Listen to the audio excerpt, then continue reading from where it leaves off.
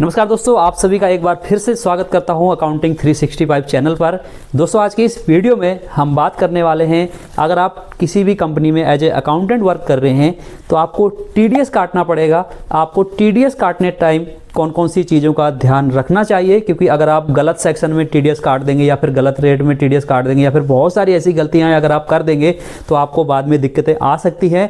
तो आगे बढ़ने से पहले छोटी सी रिक्वेस्ट करूंगा, अगर आपको ये वीडियो अच्छा लगे तो वीडियो को लाइक तो कीजिएगा, हमारे चैनल को सब्सक्राइब करके हमारा मोटिवेशन बढ़ाइएगा ताकि हम ऐसे ही और भी ज़्यादा वीडियो आपके लिए लेकर के आगे आएँ। तो चलिए शुरू करते हैं इस वीडियो को और देखते हैं कौन कौन सी चीज़ों का आपको ध्यान रखना चाहिए टीडीएस काटते टाइम।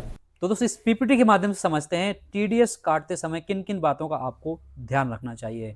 तो सबसे पहला जो हमारा पॉइंट है आज का, वो है सही सेक्शन का चुनाव करना चाहिए। यानी अगर आप टीडीएस काटने जा रहे हैं तो सबसे पहले आपको पता होना चाहिए कि कौन से सेक्शन के तहत आप टीडीएस काट रहे हैं और उसमें कितने % आपको टीडीएस काटना होगा। क्योंकि अगर आप गलत सेक्शन में टीडीएस काट लेंगे तो बाद में हो सकता है कि आपको खुद से टीडीएस पे करना पड़े। उसके बाद अगला जो पॉइंट है वो है, आपको ध्यान रखना होगा वो है थ्रेशहोल्ड लिमिट का।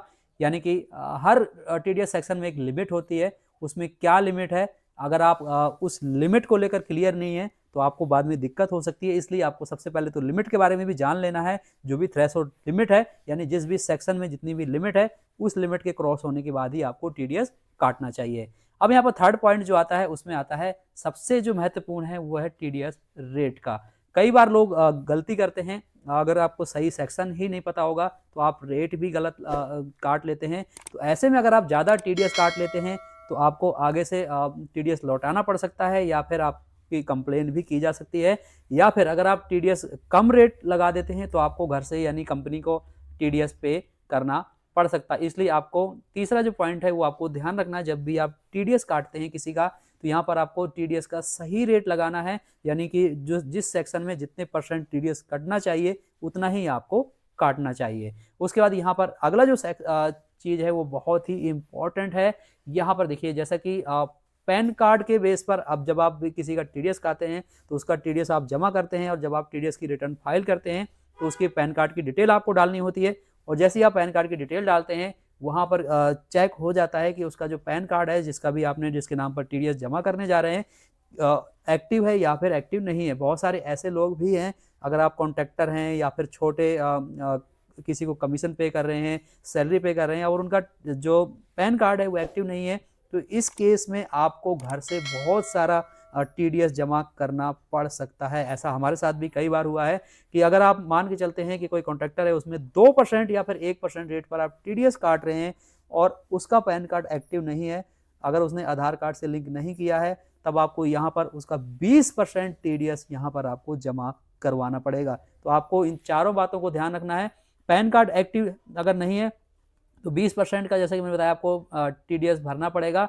तो इसलिए आपको एक चीज़ ध्यान रखनी है कि सबसे पहले आपको पैन कार्ड को वेरीफाई कर लेना है।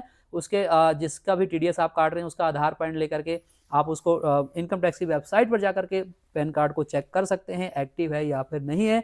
अगर उसका पैन कार्ड इनएक्टिव पाया जाता है तो आपको 20% टीडीएस यहाँ पर काटना पड़ेगा।